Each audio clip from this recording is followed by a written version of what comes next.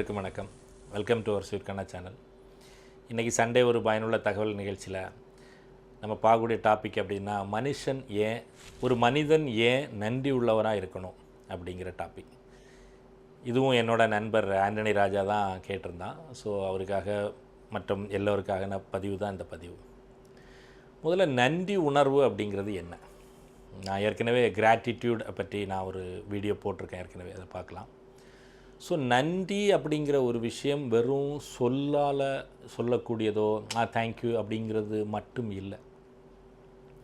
நன்றிங்கிறது ஒரு உணர்வு. கிராட்டிடியூட் அப்படிங்கிறது ஒரு உணர்வு, உள் உணர்வு. அதாவது நமக்கு பசிங்கிறது ஒரு உணர்வு, சந்தோஷங்கிறது ஒரு உணர்வு, துக்கம்ங்கிறது ஒரு உணர்வு, வலிங்கிறது ஒரு உணர்வு. அதே மாதிரி நன்றிங்கிறது ஒரு உணர்வு. அந்த உணர்வு நிலையில் ஒரு மனிதன் வந்துட்டான்னா அவன் அடுத்த கட்டத்துக்கு போக ஆரம்பிச்சிடும், அடுத்த நிலையை அடைஞ்சிட்டான்னு கூட சொல்ல முடியும். ஸோ இந்த நன்றி உணர்வு ரொம்ப முக்கியமான ஒரு விஷயம். இன்றைக்கி விலங்குகள்கிட்ட இருக்கிற அளவுக்கு கூட மனிதர்கள்ட்ட நன்றி உணர்வு இருக்கான்னா ஒரு கேட்கக்கூடிய கேள்விக்குறியான ஒரு விஷயம்தான். ரொம்ப முக்கியமாக நம்ம நாய்கள் சொல்லுவோம், அதுக்கு நீங்கள் ஒரு நாள் சாப்பாடு வச்சிங்கன்னா அதுக்கப்புறம் எப்போ பார்த்தாலும் அது அந்த நன்றி உணர்வில் வரும்னு சொல்லுவோம். ஸோ இந்த நன்றி உணர்வை நம்ம உள் உணர்வுக்குள்ளே தான் உணர முடியுமே, அதுதான் நன்றி உணர்வே தவிர நீங்கள் தேங்க்ஸ்னு சொல்கிறது அந்த மாதிரியான விஷயம் நன்றி உணர்வு இல்லை. இந்த நன்றி உணர்வுக்கு இன்னொரு முக்கியமான விஷயம், இந்த பிரபஞ்சத்துக்கு புரிஞ்ச ஒரு மொழியில் இந்த நன்றி உணர்வுலேருந்து வரக்கூடிய அதிர்வலையும் ஒன்றா இருக்கும்னு நம்ம சொல்லியிருக்கோம். நம்ம ஏற்கனவே போட்ட லா ஆஃப் அட்ராக்ஷன், கிராட்டிடியூட் எல்லாமே இதை சார்ந்த விஷயங்கள் தான். இன்னும் நீங்கள் டீட்டெயிலாக வேணால் நீங்கள் அது பார்க்கலாம். இறைவன் ஒரு மனிதனுக்கு ஒரு விஷயத்தை செய்யணும்னு நினைக்கிறார். நீங்கள் ஒரு பெரிய பிரார்த்தனை வச்சுருக்கீங்க, அந்த பிரார்த்தனை இறைவன்கிட்ட கேட்குறீங்க, எனக்கு இது வேணும், இல்லை எனக்கு இது கிடைக்கணும், நான் இப்படி மாறணும் அப்படின்னு நினைக்கிறீங்க. அப்போ அந்த இடத்துல இறைவன் சரி உங்களுக்கு ஒரு உதவி செய்யணும்னு வரார். அப்போ இறைவன் டைரெக்டாக வர முடியாது இல்லையா? அவர் வந்தாலும் நீங்கள் ஒத்துக்க மாட்டீங்க. இறைவன் டைரெக்டாக உங்கள்கிட்ட வந்தாச்சுன்னா முதல்ல நம்ப மாட்டீங்க, அப்படி நம்பினாலும் நீங்கள் ஒத்துக்க மாட்டீங்க. அப்போ இறைவன் என்ன பண்ணுறாரு, ஒரு மனித உருவில் ஒரு மனிதன் மாதிரி உங்கள்கிட்ட வராரு. உங்கள் நண்பர்கள் மூலமாகவோ உங்கள் சொந்தக்காரங்க மூலமாகவோ ஏதோ ஒரு மூலமாக வராரு. உங்களை ஒரு நிலை மாற்றி, அதாவது உங்களை உயர்ந்த நிலை கொண்டு போகிறதுக்கு முதல் ஸ்டெப் ஒரு படியை ஏதோ எடுத்து அவர் உங்களை ஸ்டார்ட் பண்ணுறாரு. இப்போ நீங்கள் இப்போ ஃபார் எக்ஸாம்பிள் எடுத்துக்கிட்டோம் அப்படின்னா, ஒரு வேலை கிடைக்கணும், சரியா? வேலை கிடைத்தா ஒரு குறிப்பிட்ட காலத்தில் நம்ம நல்ல ஒரு நிலைக்கு வந்துடுவோம். அப்போ அந்த வேலை கிடைக்கிறதுக்கு சில விஷயங்கள் நமக்கு தேவைப்படுது அப்படின்னா, அந்த இடத்துல ஒரு நபர் நமக்கு அந்த வேலை கிடைக்கிறதுக்கான ஒரு செயலை செய்கிறார். இப்போ அது மூலமாக அந்த வேலை உங்களுக்கு கிடச்சிடுச்சு. நீங்கள் இப்போ வளர்ந்து மிக உயர் இடத்துக்கு கூட வந்துடலாம். என்னோடய லைஃப்பில் கூட எனக்கு இந்த ஐஎன்ஜியில் வேலை கிடைக்கிறது மிக முக்கியமான ஒரு நபர் ஒரு வேலை செய்தாங்க. அவங்க இப்போ சென்னையில் இருக்காங்க. ஸோ இப்போவும் நான் அந்த உணர்வு அதை சொல்லும்போது எனக்கு அவங்களுக்கு மேலே அந்த நன்றி உணர்வு வரும். ஸோ அப்போ அந்த உணர்வு வரும்போது இப்போ நீங்கள் மிக உயர்ந்த நிலைக்கு வந்துட்டீங்க, ஆனால் அந்த ஆரம்ப காலகட்டத்தில் ஒரு ஸ்டெப் உங்களுக்கு எடுத்து வச்சாங்க பாருங்களேன். அந்த நபர் மேலே உங்களுக்கு இருக்கக்கூடிய ஒரு அஃபெக்ஷன், ஒரு நன்றி உணர்வு தான் முக்கியமாக நம்ம நன்றி மறக்காமல் இருக்குதுன்னு சொல்லலாம். ஒரு தீபம் 1,00,000 தீபம் நான் ஏற்றணும் அப்படின்னு சொல்லி ஒரு கோயிலில் நம்ம ஏதோ பண்ணுறோம். முதல் தீபத்தை ஒரு தீக்குச்சி வச்சு ஏற்றுறோம். அடுத்து அந்த தீபத்தை வச்சு கூட நீங்கள் 1,00,000 என்ன 1 கோடி தீபம் ஏற்றிட்டு போயிடலாம். ஆனால் அந்த முதல் தீபத்தினை ஏற்றின தீக்குச்சி இருக்குது பாருங்கள், அதுக்கு மேலே இருக்கக்கூடிய உங்களோட உணர்வு தான் நன்றி உணர்வு. அந்த உணர்வு உங்களால் உணர முடியும் அப்படின்னா உங்கள் வாழ்க்கையை யாரும் தோக்கடிக்கவே முடியாது.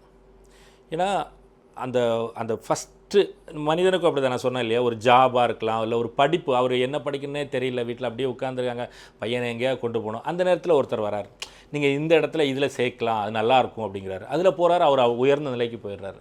அப்போ அந்த இடத்துல ஒருத்தர் அதை கடத்தி இந்த பக்கம் ஒரு ஆறு இருக்குது, நம்ம இந்த பக்கம் வந்துட்டோம், ஆற்றை மட்டும் கடந்துட்டால் நம்ம ஒரு பிருந்தாவனத்துக்கோ இல்லை சொர்க்கத்துக்கோ போயிடலாம். அப்போ அந்த ஆற்றை கடக்கிறதுக்கு ஒரு சின்ன ஒரு துடுப்போ ஒரு படகோ இல்லை ஒரு சின்ன இது வருது பார்த்தீங்களா, அந்த விஷயத்தை உங்களை கடைசி வரைக்கும் ஒரு உணர்வு நிலையில் நீங்கள் நன்றி உணர்வு இருக்க முடியும்னா அதுக்கு பேர் மட்டும்தான் நன்றி உணர்வு. நீங்கள் நல்ல பணக்காரன் ஆகிட்டீங்க, நல்ல பெரிய ஆள் ஆகிட்டீங்க, இப்போ யார் வேணாலும் வருவாங்க உங்களுக்கு ஹெல்ப் பண்ணுறதுக்கு. ஒன்றுமே இல்லாமல் உட்காந்துருக்கோம், அன்னைக்கு ஒரு 100 ரூபாயோ 500 ரூபாயோ கொடுக்கறதுக்கு நீங்கள் நன்றி உணர்வாக இருக்கலாமே தவிர, இன்றைக்கி பெரிய லெவலில் இருக்கீங்க, இன்றைக்கி ஒரு 10 லட்ச ரூபா ஒருத்தர் கொடுக்குற ஆள்கிட்ட நீங்கள் நன்றி உணர்வாக நன்றி உணர்வுங்கிற தாண்டி இந்த நேரத்தில் உங்களுக்கு இருக்கக்கூடிய உணர்வு தான் முக்கியமான நன்றி உணர்வு. ஒரு விஷயம் என்ன செய்கிறதுன்னு தெரியல, என்ன பண்ணுறதுன்னு தெரியல, அடுத்த கட்டம் என்னன்னு தெரியல. இந்த இடத்துல ஒரு நபர் உங்களுக்கு உள்ள வரார். அந்த நபர்ங்கிறது 100% இறைவனோட சக்தி தான். கடவுள் தான் அந்த ரூபத்தில் அந்த இடத்த வந்து இவன் தூக்கி இங்கே விட்டுட்டா போயிடுவான்டா அப்படின்னு அவர் புரிஞ்சுக்கிட்டு வரார் இல்லையா. இந்த நபர் கடவுள் தான். அவருக்கு நீங்கள் நன்றி உணர்வாக இருக்கணும். அந்த நன்றி உணர்வுக்கு பதில் நன்றி உணர்வு. அது மாதிரி இன்னொரு விஷயம் சொல்லி நான் அந்த வீடியோ முடிக்கிறேன். நம்ம டெய்லி சாப்பிடும்போது நீங்கள் பார்த்தீங்க அப்படின்னா நம்ம சாப்பிட்றோம். அந்த சாப்பாட்டுக்கு ஒரு நன்றி உணர்வு நிலையில் சொல்லலாம். அந்த சாப்பாடை தயார் பண்ண நம்ம மனைவிக்கு ஒரு நன்றி. அந்த மனைவி தயார் பண்ணுறதுக்கு மூலமாக இருந்த நவ தானியங்கள், காய்கறிகள், இதுக்கெல்லாம் நன்றி. இந்த காய்கறிகளை, நவதானியங்களை உற்பத்தி பண்ணுறதுக்கு ரொம்ப முக்கியமாக இருந்த ஒரு விவசாயிக்கு நன்றி. அந்த விவசாயிக்கு அதெல்லாம் தயார் பண்ணுறதுக்கு ஒரு மூலமாக இருந்த பஞ்சபூதங்களுக்கு நன்றி. அந்த பஞ்சபூதங்கள்ன்றது அப்படியே பிரபஞ்சத்துக்கு போயிடும். ஸோ இந்த லைன் உங்களால் ஒரு சாப்பிட்றதுக்கு முன்னாடி ஒரு செகண்ட் இதை நீங்கள் உணர முடியும் அப்படின்னா, இல்லை அது புரிஞ்சிக்க முடியும் அப்படின்னா, உங்கள் வாழ்க்கையில் நீங்கள் வந்து உயர்ந்த அடுத்த கட்டத்துக்கு போயிட்டீங்கன்னு அர்த்தம். ஒவ்வொரு செயலுக்கு பின்னாடி அதை உருவாக்கின எல்லாம் சுற்றி பார்த்தீங்கன்னா கடைசி பஞ்சபூதத்துக்கு வந்து நின்றோம். இப்போ நம்ம ஒரு கார் எடுக்கிறோம், காரை ஸ்டார்ட் பண்ணும்போது ஆண்டவா என்ன நல்லபடியாக அப்படின்னு நம்ம சொல்கிறோம். இந்த காரை தயாரித்த நிறுவனங்களுக்கு அதுக்கு போய் எல்லாம் அப்படி நீங்கள் பார்த்தா கடைசியில் எங்கே தான் இருக்கும். அந்த மெட்டல்ஸ் எங்கேருந்து எடுத்துருப்பாங்கன்னா பஞ்சபூதம் தான். ஸோ அப்போ இந்த நன்றி உணர்வு நம்ம ஒவ்வொரு தடவையும் சொல்லும்போது அது கடைசியாக பஞ்சபூதம் அடுத்து பிரபஞ்சத்துக்கு போய் சேரும்போது இந்த நிலை வந்து உங்களுக்கு ரொம்ப ஒரு நல்ல ஒரு விஷயமா இருக்கும். உங்கள் வாழ்க்கையில் நீங்கள் வந்து அதாவது பெரிய பணக்கார நாடு அப்படின்னு இல்லாட்டாலும் நீங்கள் ஒரு நிலை கடந்த ஒரு மனிதனை வாழ ஆரம்பிச்சிருவீங்க. ஸோ அந்த நிலை கடந்த மனிதனை தான் இறைவன் அப்படின்னு நம்ம பார்க்குறோம். என்னை பார்த்தா நீங்கள் வந்து இப்போ ஜீசஸை கும்பிடுறோம், ஒரு புத்தரை கும்பிடுறோன்னா அவங்களாம் ஒரு ஸ்டேஜில் வந்து பெரிய பணக்காரங்களாக இருந்தாங்கன்னா இல்லை, அப்படி இல்லை. அவங்க வந்து உணர்வு நிலையில் அவங்க வந்து உயர்ந்த நிலையில் இருந்தாங்க. அவங்கள நம்ம வந்து வணங்குகிறோம், தெய்வங்களை வணங்குகிறோன்னா.